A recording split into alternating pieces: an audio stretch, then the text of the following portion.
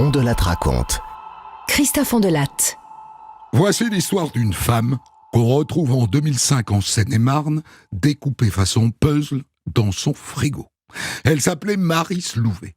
L'enquête qui suit est passionnante et son issue assez stupéfiante, vous verrez. Pour le débrief, maître Cathy Richard du barreau de Pontoise, avocate de la partie civile dans ce dossier. J'ai écrit cette histoire avec Okis, réalisation Boris Paczynski. Europe 1. Christophe Ondelatte. Le samedi 15 janvier 2005, les pompiers de Mareuil-en-Meaux, en Seine-et-Marne, reçoivent l'appel d'une jeune femme très inquiète. Sapeur-pompier, j'écoute. Bonjour. Voilà, c'est au sujet de ma maman. Ça fait 2 jours qu'elle répond pas au téléphone et elle n'est pas allée travailler ces 2 derniers jours et chez elle tout est fermé, la porte, les volets, tout ça. J'ai peur qu'elle ait fait un malaise, vous comprenez? Et elle s'appelle comment, votre mère, mademoiselle? Maryse Louvet. Vous pourriez intervenir, peut-être, je sais pas moi, forcer une porte ou un volet? Oui. C'est quelque chose qu'on peut faire. Vous êtes sur place? Oui, on est juste devant la maison avec ma sœur. Entendu, on arrive.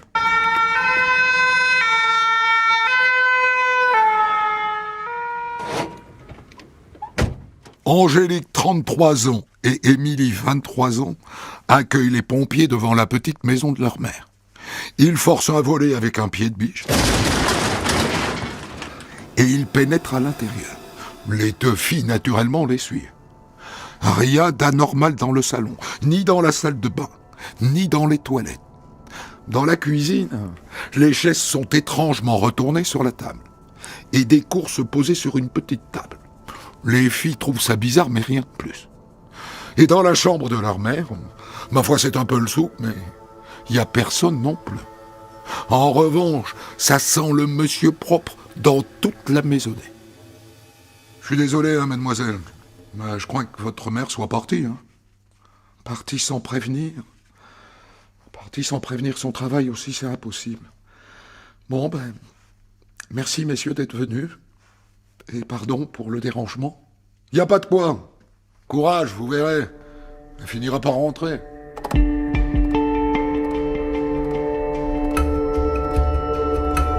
Et les jours passent, et la mère ne réapparaît pas. Les 2 filles, Émilie et Annabelle, en accord avec leur sœur aînée, Angélique, finissent par aller au commissariat signaler sa disparition. Bon, pour l'instant, c'est un adulte, on peut pas faire grand-chose, mais essayez quand même de nous apporter ses coordonnées bancaires. On va demander à sa banque s'il y a eu du retrait depuis que vous avez plus de nouvelles. On avisera en fonction.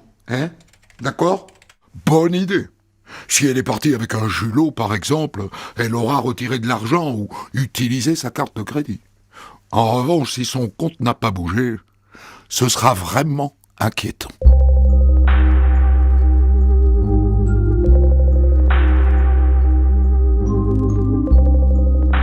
Qu'est-ce que vous feriez, vous, à ce stade? Vous retourneriez dans la maison, n'est-ce pas? Ne serait-ce que pour chercher les papiers de la banque. Mais pas que. Pour voir si quelque chose ne vous a pas échappé la première fois. C'est ce qu'elles font. Entre-temps, leur sœur aînée Angélique les a rejoints. Et donc elles pénètrent toutes les 3 dans la maison, accompagnées de leur oncle, en repassant par le volet cassé. Rien n'a bougé depuis leur première visite. Même silence inquiétant, même obscurité, même odeur de monsieur propre. Et dans la cuisine, les chaises sont toujours à l'envers. Et les courses toujours posées sur une petite table. C'est bizarre quand même. J'avais pas vu ça l'autre jour, mais... T'as vu? Elle a pas mis le beurre, le lait et le fromage dans le frigo. Ah ouais, t'as raison. C'est pas son genre, ça. Bon, écoute, on va les mettre.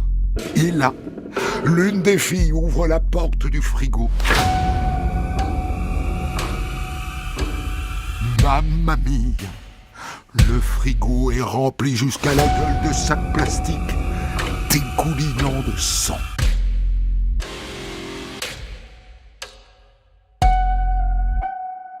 Quand les policiers arrivent sur place, ils commencent par demander aux 3 filles de sortir prendre l'air. et ils se mettent à compter les sacs plastiques.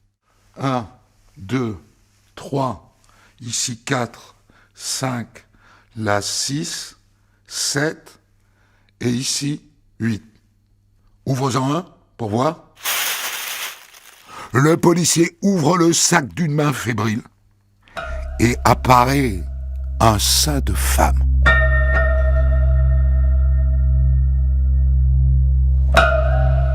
Dehors, les 3 gamines n'ont pas encore réalisé.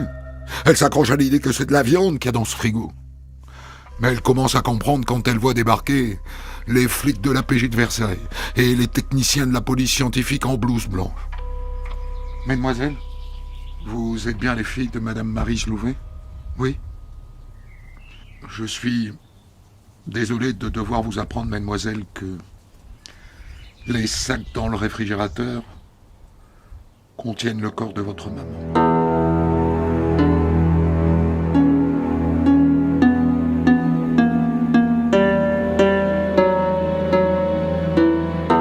Et donc les policiers ratissent la maison avec leur habituel Blue Star. Et ils comprennent que si ça sent le monsieur propre à ce point-là, c'est parce qu'il y avait du sang partout dans la cuisine et qu'on l'a nettoyé. Hé, viens voir.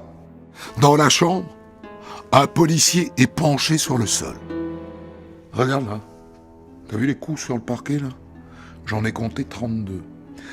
Si tu veux mon avis, c'est là qu'on a découpé le corps. Hein. Ça, c'est des marques de découpage, mais avec quoi ça reste à découvrir. Hein. Moi, je sais. On a trouvé une hache et une scie dans le cabanon du jardin. Je pense que c'est avec ça qu'ils ont découpé.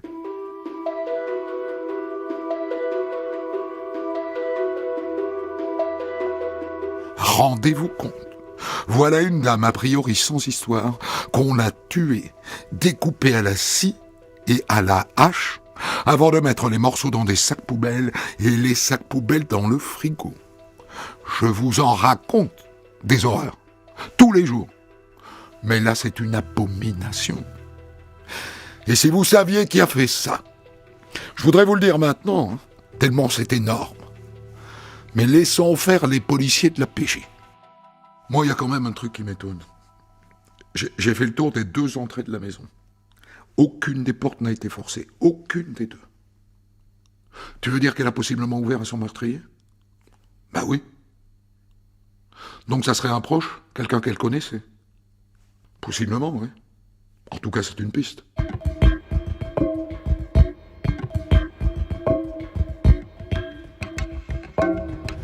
La suite est un peu rude, mais réaliste. Les 3 filles de Maryse Louvet sont conduites à la brigade criminelle de Meaux. Elles ne sont pas formellement placées en garde à vue. Mais les policiers leur posent des questions, disons, un peu appuyées, en commençant par l'aînée, Angélique. Moi, je suis pas trop au courant de la vie de ma mère. On s'entendait pas trop, vous savez, j'avais ma vie, puis elle avait la sienne. Intéressant. Vous n'aimiez pas votre mère? Si, c'est juste qu'elle avait un caractère impossible, quoi, c'est tout. C'était toujours un peu tendu avec elle. Hein. Quand j'ai eu 18 ans, elle m'a fichu dehors. Comme ça. Elle m'a même pas laissé le temps de prendre mes affaires. D'accord. Vous lui connaissiez des ennemis? Pas vraiment. Je dis pas qu'elle se fâchait pas avec certaines personnes. Hein. Ça, oui, elle pouvait être infernale. Mais ça durait jamais trop longtemps. En tout cas, ce que je peux dire, c'est qu'elle était appréciée à son travail. Ça, oui. Elle faisait quoi comme travail?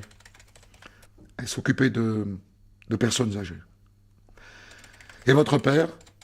Je crois qu'il est décédé récemment, c'est ça? Oui. Il y a 6 mois.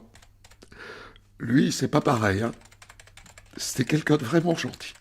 Passons maintenant à la cadette, Annabelle, 31 ans. Vous aviez quel genre de relation avec votre mère? Oh ben, il y avait des hauts et il y avait des bas. Disons que elle pouvait être adorable avec moi, comme elle pouvait me pourrir. Depuis 2 ans, elle avait la garde de mes enfants. Enfin, c'est une longue histoire à cause de mon mari qui avait la main lourde et tout ça, mais bon, ça y est, j'ai pu enfin les récupérer. Et elle, alors, elle l'a mal pris, vous voyez. Elle m'a accusé de lui enlever ses petits-enfants. C'est mes enfants, quoi. À moi. Et puis on a perdu notre mère aussi, ça a été très dur pour tout le monde. Là, ces temps-ci, elle disait qu'elle voulait plus voir personne. Votre petite sœur, Émilie, elle vivait encore avec votre mère. Ah oui, oui. À elle, Émilie, elle a toujours été gâtée. Quand elle était petite, ma mère lui passait tout. Elle obtenait tout ce qu'elle voulait. Elle n'a jamais fait la vaisselle, hein, ni le ménage, ni même son lit. Hein. Avec Angélique, on trouvait ça très injuste. Elle l'a couvé, quoi. Ce qui fait qu'en grandissant, Émilie, elle n'a jamais eu envie de travailler. Et ça, ma mère, ça a fini par l'énerver. Mais c'était un peu sa faute quand même, si elle l'avait pas couvé comme ça. Et donc, ça s'est dégradé entre Émilie et elle. Disons qu'elle lui a dit qu'il fallait qu'elle bosse, quoi. Et qu'elle participe aux frais de la maison, puisqu'elle vivait chez elle. Et du coup, ça a dégénéré, quoi. Ils se disputaient tout le temps. Et maman la foutait régulièrement à la porte. Et elle revenait. Et elle repartait. Et elle revenait. Et voilà, quoi.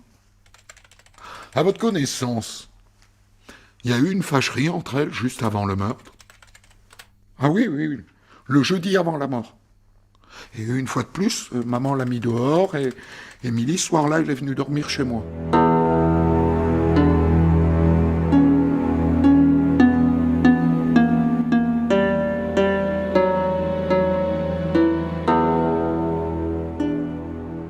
Passons maintenant à Émilie, la plus jeune, 23 ans. Ce que je vais vous dire est un peu bête, hein, mais elle ne ressemble pas du tout à ses deux sœurs. Physiquement, d'abord. Angélique et Annabelle sont minces. Émilie pèse au moins 100 kilos pour 1,65 m. Elle est obèse, joufflue, et manifestement très complexée. Et ce qui saute aux yeux des policiers quand ils l'interrogent, c'est qu'elle est aussi très handicapée sur le plan psychique.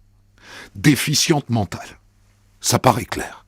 C'était compliqué avec votre mère ? Oui. Beaucoup. Et pourquoi c'était compliqué ? Je sais pas. Elle trouvait que je faisais rien. Et puis il y avait la mort de mon papa aussi. Et d'après vous ? Pourquoi est-ce qu'elle est morte, votre maman ? Ça fait longtemps qu'on voulait la tuer.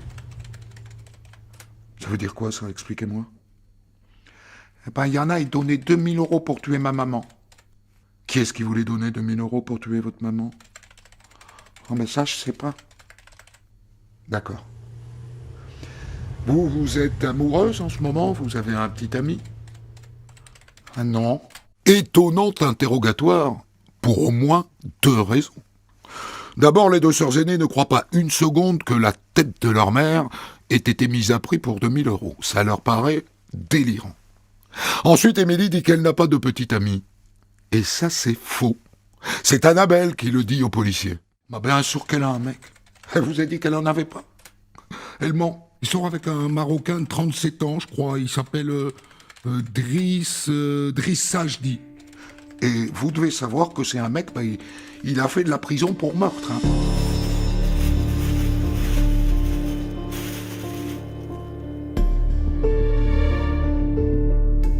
Pour meurtre ? Mais pourquoi ils ne l'ont pas dit plus tôt, ça ?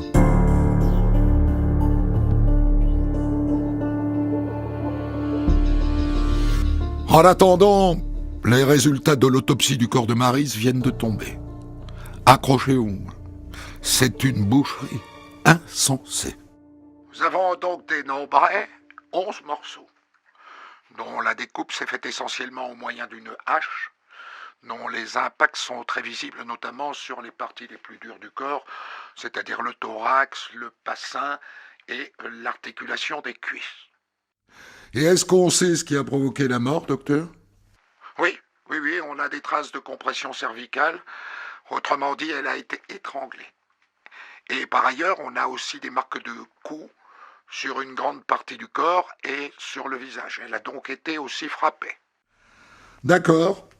Je vous remercie, docteur. Attendez, je n'ai pas terminé.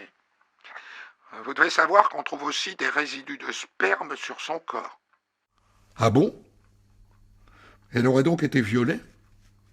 Probablement.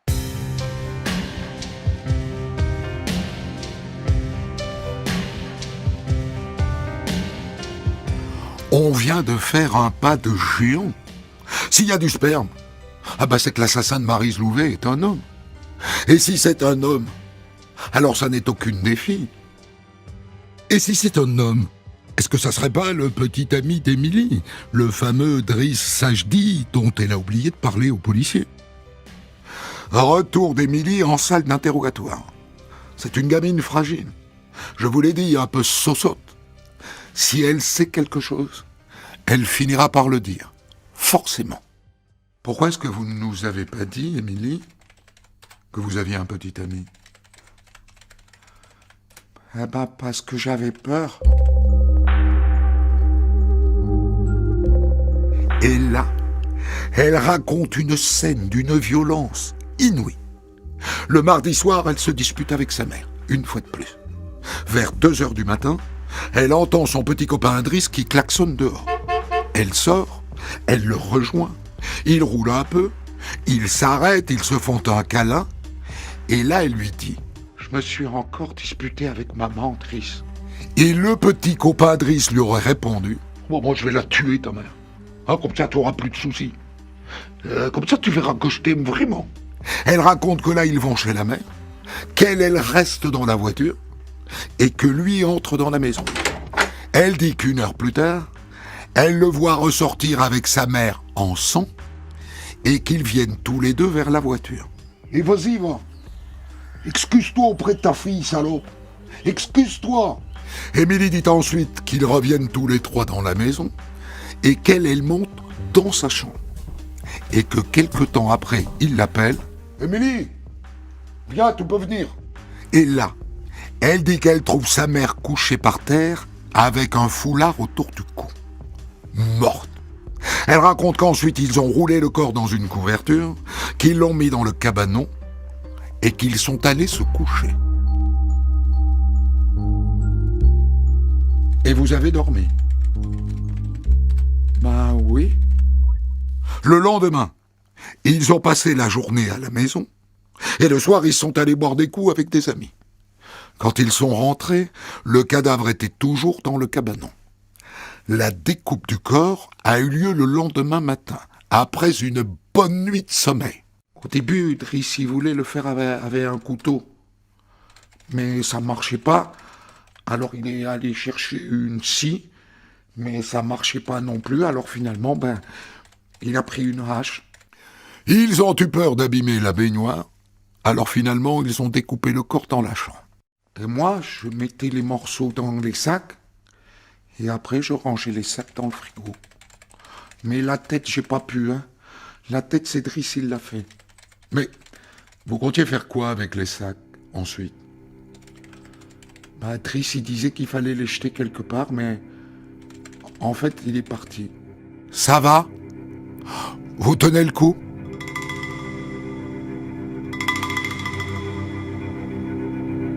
Il ne reste plus donc qu'à arrêter Driss Sajdi. Malheureusement, l'oiseau s'est envolé de sa cage. Il s'est enfui au Maroc. Et comme il est marocain, faut pas rêver, hein. Il ne sera pas extradé. On ne peut espérer qu'une chose, qu'il rentrera de lui-même. Autrement dit, on peut rêver.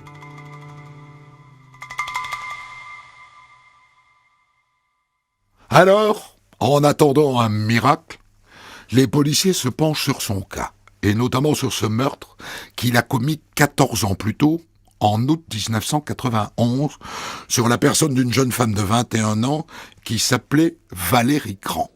Bon, j'ai ressorti le dossier, voilà ce que j'ai trouvé. La gamine rentre de soirée. Ses amis la raccompagnent, ils la voient demander du feu à un jeune homme. Et le lendemain, on retrouve son corps dans un champ. Bon, là, je vous raconte pas le spectacle, 16 plaies sur la poitrine à coups de tournevis, quand même. Et le crâne fracassé à coups de marteau. Là, les amis qui ont raccompagné la gamine chez elle décrivent le bonhomme, et dont le gars est arrêté. Et c'est Driss Sajdi. Et on découvre d'ailleurs, à l'occasion, qu'il est sous le coup d'une procédure pour coups et blessures sur sa femme. En garde à vue unie, Mais bon, on a retrouvé du sperme sur le corps et donc il est coincé par son ADN. Et il prend combien au procès? 20 ans. 20 ans avec une peine de sûreté des 2/3. Et il sort au bout de 12 ans. Pour bonne conduite. Les psys disent qu'il y a peu de risque de récidive. Comme d'hab. Et quand il sort, il est réglo. Oh, pas vraiment. Dès le lendemain, il va chez son ex-femme et il la pousse dans l'escalier. Elle porte plainte, mais nos amis les juges se contentent d'un simple rappel à la loi. Et voilà quoi. 6 mois plus tard, il tue Maryse Louvet. Une vraie publicité pour la libération conditionnelle. Le monsieur. Mais l'idiot appelle régulièrement l'une de ses ex en France. Les policiers ont placé la nénette sur écoute. Et tu penses que tu vas revenir? Ouais, je vais essayer. Je sais pas quand, mais je vais essayer, je te promets. À partir de là, les policiers ont le numéro de Driss Sadji au Maroc. Alors ils l'appellent. Je vais pas te donner un conseil, hein, Driss.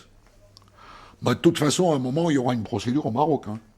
Comme tu sais, vaut mieux être jugé en France qu'au Maroc. Hein. Ouais, je sais, ouais. Je vais réfléchir. Peut-être je vais rentrer.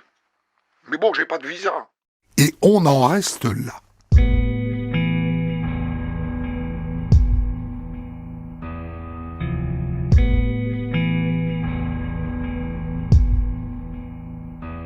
Et maintenant, il va falloir préciser le rôle exact d'Émilie dans cet assassinat. A priori, comme c'est une gamine un peu et même très bas de plafond, on la voit mal être à l'origine du crime. On la voit plutôt comme une suiveuse, un peu neuneux, qui ne s'est pas opposée au pire. On a presque de la compassion à son égard. Mais est-ce qu'on n'est pas à côté de la plaque? La juge qui se pose la même question organise une reconstitution. Et là, 2 incohérences apparaissent. Émilie, vous vous souvenez, dit que dans un premier temps, elle reste dans la voiture et qu'elle voit son copain Driss et sa mère ensemble sortir de la maison et venir vers elle. De là où elle était, elle ne pouvait pas les voir sortir. À l'époque, il y avait une haie qui l'en empêchait. Elle a assisté au tabassage de sa mère, c'est probable. 2e incohérence. Elle dit que pendant que son petit ami Driss étrangle sa mère, elle est dans sa chambre. Mais à la reconstitution, elle donne trop de détails pour que ce soit crédible. Elle était présente, du début à la fin. Voilà ce qui ressort. Et d'ailleurs, quelques jours après la reconstitution, devant la juge, elle finit par cracher le morceau. Driss serrait son cou avec le foulard.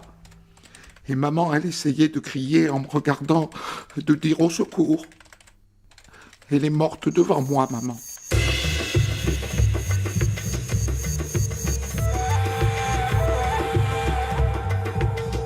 Et pendant ce temps-là, Driss Sadji est toujours au Maroc. Avec l'aide de la police marocaine, les flics français l'ont localisé dans la région de Fès, où ils pensent sans doute qu'il est à l'abri. D'après ce qu'ils nous ont dit nos collègues qui sont allés sur place, le soir quand il a bu, il raconte à tout le monde qu'il a tué quelqu'un en France. Et il donne tous les détails. Les gens de son village commencent à avoir peur de lui, d'ailleurs. Et alors en plus, récemment, il a séquestré une femme chez lui, il l'a violée. Ce sont des hommes du village qui sont venus à sa rescousse. Au lieu de se tenir à carreau, Sadji fait le mariole. Alors pour l'instant, les policiers marocains n'ont pas mouveté. Mais ça ne va pas durer. Un jour de septembre 2007, Sadji se saoule la gueule au café du coin et il se bagarre avec des jeunes du village. Et l'idiot va porter plainte à la gendarmerie marocaine pour coups et blessures. Tu t'appelles comment? Sadji. Ton prénom? Driss. Driss Sadji. Mais t'es recherché? Tu le sais ça que t'es recherché? Non. T'es recherché pour le viol d'une jeune femme à Fès et aussi pour le meurtre d'une dame en France. Ah, mais ça, c'est en France. Vous êtes pas policier français. On va pas t'extrader en France. Ça, c'est sûr. Mais on va te juger quand même. Hein. Crois pas que tu vas passer à travers les mailles. Hein.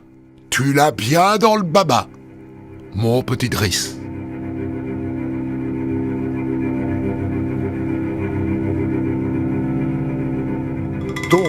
On juge d'abord Émilie Louvet, seule, à Melun, en octobre 2008.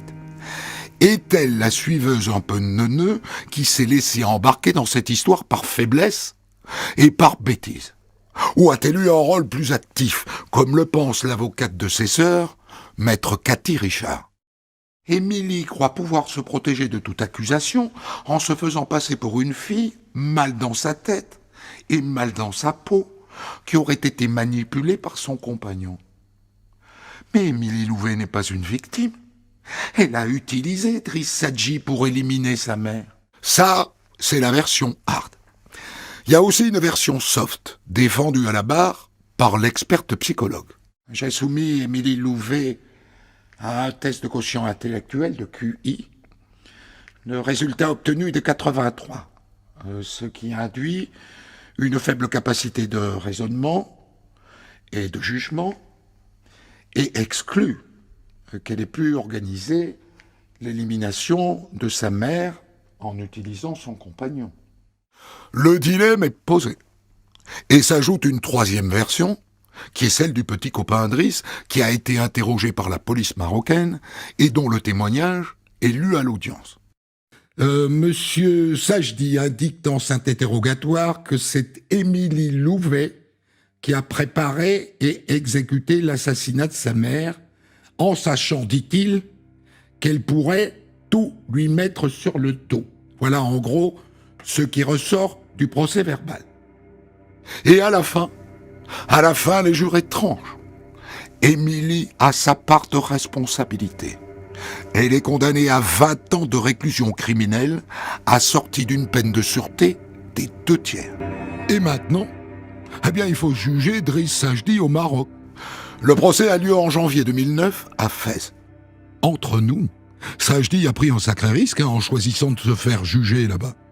Parce qu'il risque la peine de mort, même si aucun condamné n'a été exécuté depuis des années au Maroc. Tant pis pour lui, il avait qu'à réfléchir avant. Et sa position au procès, la voilà. C'est elle a tué sa mère. Moi, elle m'a juste appelé après pour venir l'aider à débarrasser le cadavre. Et moi, quand je suis arrivé, la vérité, j'étais tellement secoué par ce que je voyais que je lui ai demandé de me donner des calmants. Et après, du coup, je me souviens plus quoi. Mais c'est elle qui l'a découpé, hein. Ça, je le jure, hein.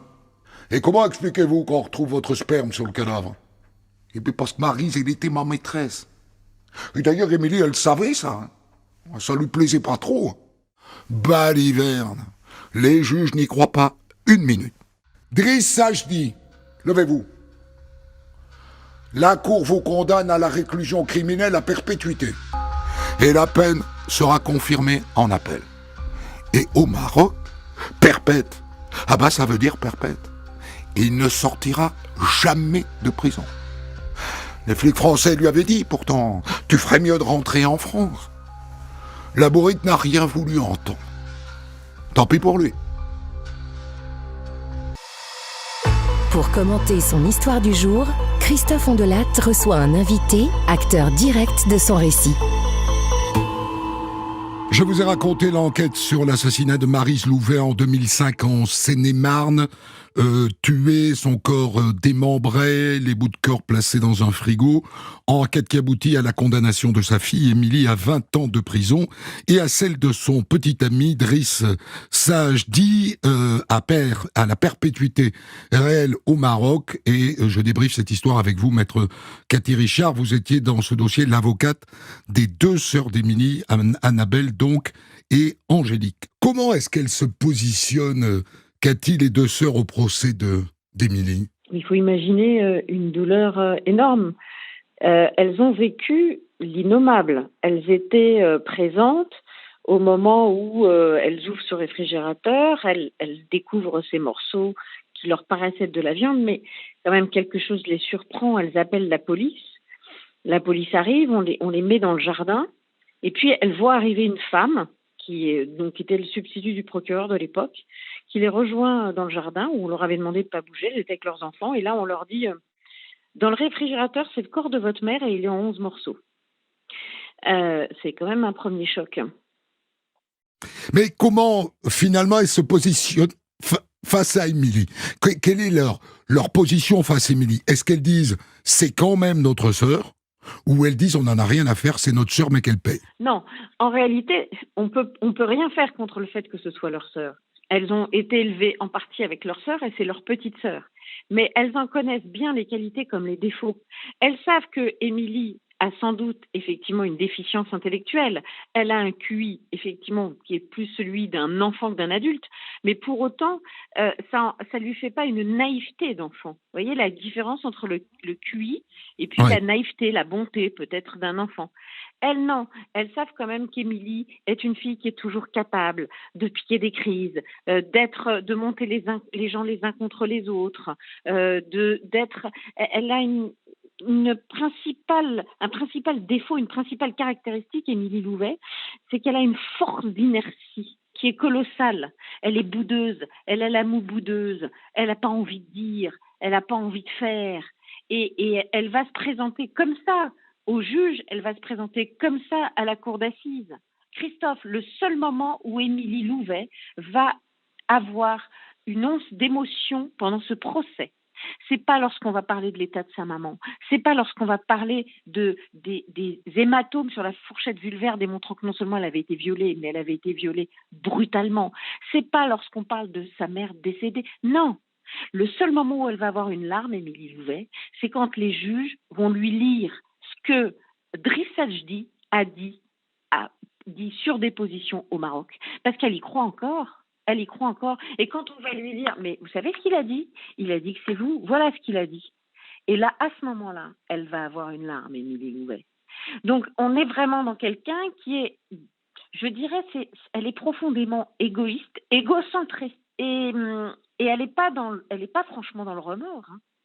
Alors forcément, pour les sœurs, c'est compliqué de voir ça et de vivre avec ça.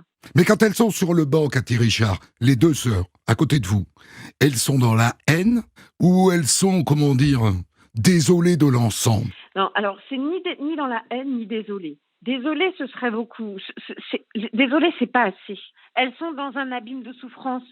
On leur parle de choses, vous l'avez raconté. Elles l'ont vécu.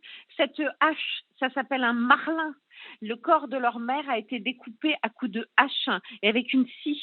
Et leur sœur tenait les sacs poubelles tandis que Driss Sajdi mettait les morceaux dedans. Mais comment est-ce qu'elles expliquent qu'elles sortent toutes les trois du même moule, j'ai envie de dire, du même père, de la même mère, avec tous les défauts de cette mère, qui manifestement n'en manquait pas, mais qu'elles soient si différentes d'Émilie? Comme vous l'avez dit, elles sont tellement différentes, même physiquement. Elles sont toutes les deux, les deux sœurs, mes clientes, elles sont toutes les deux minces, dynamiques, battantes. Elles ont la niaque, elles ont du peps. Et à côté, on a la petite troisième qui est, elle est toujours molle. Elle a envie de rien. Elle fait toujours la tête. Voilà, c'est ça.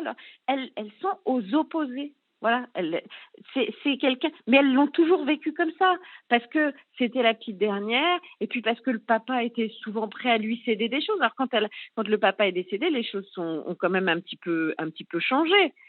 On exigeait plus d'elle que d'Émilie la petite dernière. Un petit mot sur le verdict. Émilie est condamnée à 20 ans. 20 ans, c'est clairement moins que ce qu'elle encourait. Est-ce qu'il y a là la prise en compte d'une responsabilité atténuée au regard peut-être de son quotient intellectuel? Alors, une chose est certaine, c'est que ça n'est pas Émilie qui a tué sa mère. On sait que c'est Driss Sajdi qui a tué sa mère. Mais c'est assez courant de voir un commanditaire condamné à la même peine que celui qui porte les coups. Oui, mais là, on sait quand même que dans le cadre d'un commanditaire, on a quand même... C'est pas non plus un crime. C'est pas un crime avec un tueur à gages. Moi, ce que j'ai dit, c'est que c'est vrai que Driss était une arme. On sait très bien. Elle connaissait le passé de Driss.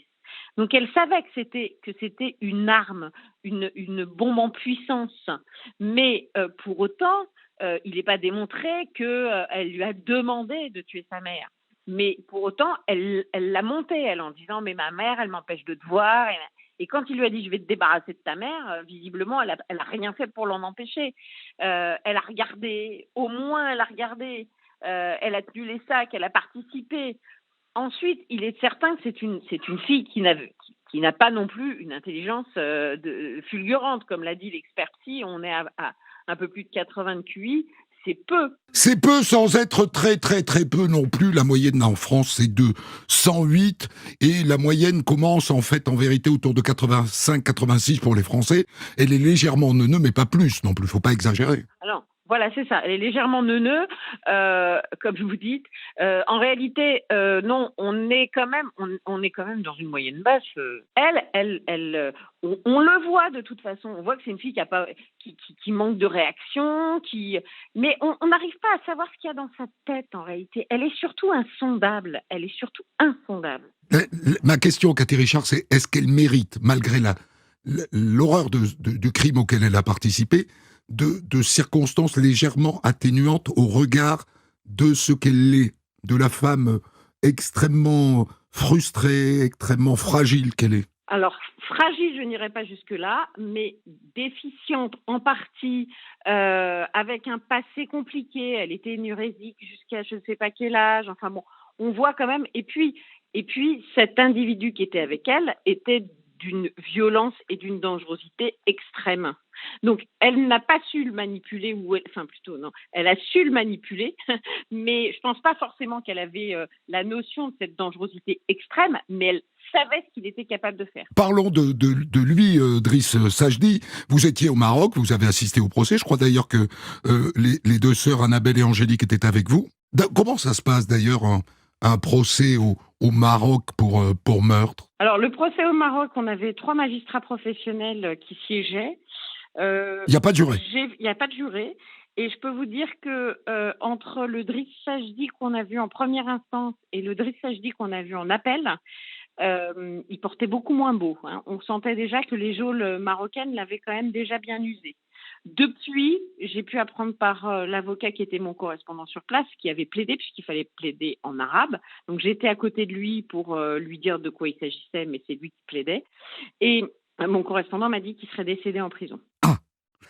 Comment se passe le procès? Donc lui, il n'assume pas, il accuse Émilie, il n'a strictement aucun remords.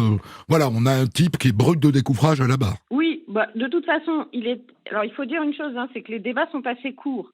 On passe beaucoup de temps sur les faits qu'il a commis au Maroc, puisqu'au Maroc, il a enlevé et violé une femme aussi. Oui. C'est pour ça qu'il est interpellé. On passe beaucoup de temps sur ces faits-là, plus de temps sur ces faits-là. Cette victime est présente. Et puis, on passe ensuite un temps à parler des faits français. Mais les faits français, en réalité, ils sont beaucoup moins instruits à la barre. Ils sont considérés comme acquis. Lui, il dit qu'effectivement, il n'y est pour rien. Mais le verdict tombe de 2 fois perpétuité. C'est très différent d'un procès d'assises en France. Hein. C'est extrêmement différent d'un procès d'assises en France, parce que déjà, c'est beaucoup plus rapide. Un procès de cour d'assises, le procès d'Émilie Louvet a duré plusieurs jours, bien évidemment. Et combien ça dure au Maroc? C'est dans l'après-midi, et on n'est pas le seul dossier à passer. D'accord. On juge là-bas comme au tribunal correctionnel. Ça défile, quoi. C'est un peu ça. Exactement, c'est un peu ça. On a 3 magistrats professionnels, un représentant du roi qui requiert la peine. Et effectivement, l'audience ressemble à une audience correctionnelle. Elles sont satisfaites, évidemment, Annabelle et Angélique, de le voir partir pour le reste de sa vie en prison. Elles sont surtout soulagées quand elles apprennent qu'il est enfin interpellé là-bas. Ce qui était assez insupportable, c'était de savoir leur sœur jugée en France, mais lui libre au Maroc. La perpétuité réelle, ça vous plaît pas? En tant qu'avocate? Parce que c'est un débat qu'on a en France. Est-ce qu'il faudrait avoir une perpétuité réelle plus systématique, etc. Bon, là-bas, au Maroc, ça existe. Quand vous voyez ce type partir en prison jusqu'à la fin de ses jours, vous savez pas qu'il va se faire tuer par les co-détenus. Ça vous gêne en tant qu'avocate? Après, je vais être très claire. Je pars du principe qu'on ne doit pas avoir de prérequis absolus. Et en ce qui le concerne, lui, je suis persuadée pour aussi avoir vu à la barre en France son ex-femme, qui est toujours terrorisée, à qui il a fait vivre le pire, pour avoir vu ce qu'il a fait à Marie Louvet, pour avoir vu ce qu'il a fait aussi à cette victime que j'ai vue au Maroc. Je pense que ce type était d'une dangerosité folle, une dangerosité incroyable, comme il m'a été rarement donné de voir en 30 ans de carrière. Donc, sincèrement, c'était un soulagement, cette perpétuité réelle. Vous ne faites pas vos 30 ans de carrière, Cathy Richard. Merci beaucoup pour le débrief de cette histoire. Des centaines d'histoires disponibles sur vos plateformes d'écoute et sur europe1.fr.